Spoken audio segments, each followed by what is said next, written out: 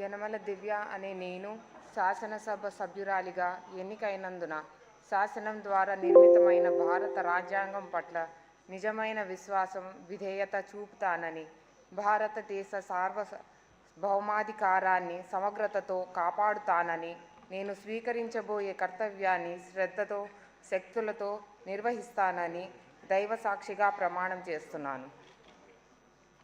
ఆంధ్రప్రదేశ్ శాసనసభ సభ్యురాలైన యనమల దివ్య అనే నేను సభ నియమాలకు కట్టుబడి ఉంటానని, వాటిని అనుసరిస్తానని, సభ మర్యాదలను పాటిస్తానని, సంప్రదాయాలను గౌరవిస్తానని దైవసాక్షిగా ప్రమాణం చేస్తున్నాను.